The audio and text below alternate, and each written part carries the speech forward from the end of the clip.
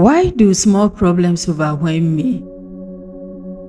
Some of the people breaking down over the smaller things are not weak. They are carrying invisible mountains, and nobody can see them. A delayed text message, a spilled cup of coffee, a bill arriving unexpectedly, a simple mistake at work. To everyone else, it looks small, but suddenly you are overwhelmed. Suddenly you are angry. Suddenly you are exhausted. Suddenly you are crying over something that doesn't even make sense. And then comes the shame. Why am I reacting like this? What is wrong with me? Why can't I handle normal life like everyone else? But what if the small problems isn't the real problem? What if it simply touched something much deeper? Because most people don't break from one heavy thing. They break from carrying 1,000 invisible things for too long. You wake up tired. You push through. You smile. You answer messages. You showed up for some. You showed up for people. You handle responsibilities. You keep moving, and nobody notices that inside. Your emotional backpack is getting heavier every day. Then one day, a tiny inconvenience arrives, and it becomes the final straw. Not because it was heavy, but because you already were. Have you ever noticed this? The people who say, "I'm fine," the most, are often the people closest to emotional collapse, because they became experts at functioning while hurting, experts at surviving while exhausted, experts at appearing okay while silently drowning. And after a while, your nervous system stops asking one question: can I handle this? Instead, it asks, how much more can I carry? Most people believe overwhelm comes from having too many problems, but that is not always true. Sometimes overwhelm comes from carrying too many unresolved emotions, unspoken disappointment, unprocessed grief, hidden fears, old wounds, silent pressure, expectations, regrets, responsibilities. You know, every emotion you never gave attention to doesn't disappear. It waits quietly, patiently, until something small touches it. Imagine a woman named Sarah. Nothing major happened. At least that is what she told herself. She was working, paying bills, helping family, taking care of everyone, being responsible, being strong every day, every week, every month. Then one afternoon she dropped a grocery bag. The eggs broke, and she sat in a parking lot crying.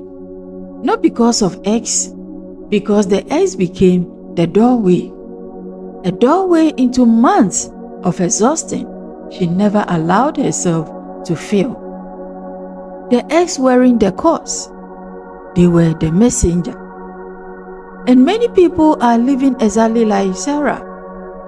Not overwhelmed by today's problem, overwhelmed by yesterday's pain that never got permission to leave. Here is where the truth begins to shift. The problem isn't always your ability to cope. The problem may be that you've been coping for too long. There's a difference. One creates strength, the other creates emotional debt. And emotional debt always collects interest. The longer emotions are ignored, the louder they return. This is why some people become emotionally reactive, not because they are dramatic, but because they are overloaded. This is why small things feel enormous, not because they are weak, because their internal system is already operating at maximum capacity. And here is the hidden behavior most people never notice. You keep saying yes when you need rest. You keep helping when you are depleted. You keep performing when you are exhausted. You keep pretending you are okay because you've convinced yourself being strong means never stopping. But strength and self-abandonment are not the same thing. Many people confuse them. They wear exhaustion like a bandage of honor. They call burnout dedication. They call emotional suppression maturity. They call survival strength. Until one day their body starts speaking the truth their mouth refuses to say. True anxiety, true irritability, true emotional overwhelmed, true exhaustion, because the body always remembers what the mind tries to forget. And maybe that is why you are tired, not because life is hard, but because you've been carrying life alone. Ancient wisdom taught something fascinating. It says, muddy waters becomes clear, not by force, but by stillness. Think about that. The more you stir muddy waters, the clouder it becomes. The more you force it, the worse it gets. And many people treat their mind like exactly that way. They constantly push, constantly fix, constantly force, never allowing themselves to settle, never allowing themselves to feel, never allowing themselves to simply be human. But here is the deepest truth. Small problems overwhelm you because they activate old survival patterns. Somewhere along the journey, you learn that mistakes were dangerous, that failure meant rejection. You learn that disappointing people wasn't safe, that resting meant laziness, that asking for help meant weakness. So every small problem becomes larger than it actually is. Not because of the situation itself, but because of the meaning attached to it. Your nervous system isn't reacting to today. It's reacting to years of emotional programming. And that realization changes everything, because suddenly you stop asking, what is wrong with me? And start asking, what has my mind been trying to protect me from? The answer may surprise you. Many overwhelmed people are not afraid of the problem. They are afraid of what the problem might mean. A mistake becomes proof they are not enough. A setback becomes proof they are failing. A criticism becomes proof they are unworthy. A delay becomes proof they are falling behind. The external event is small. The internal story is enormous. And this is where scripture quietly speaks. In the book of Matthew, Jesus says, "Come to me, all who labor and are heavy laden, and I'll give you rest." No more pressure, not more performance. Rest. Because sometimes the greatest healing isn't becoming stronger. It's finally putting down what was never yours to carry. And here is a healing experience I want you to try. This is called an environment reset. This is the solution. Tonight, choose one small neglected space. A drawer, a shelf, A corner of your room. Nothing big, nothing dramatic. Just one small area. Clean it completely. Slowly, carefully, intentionally. And as you do it, imagine you are creating order inside yourself. Because something powerful happens when external chaos becomes internal clarity. Your brain begins to experience completion.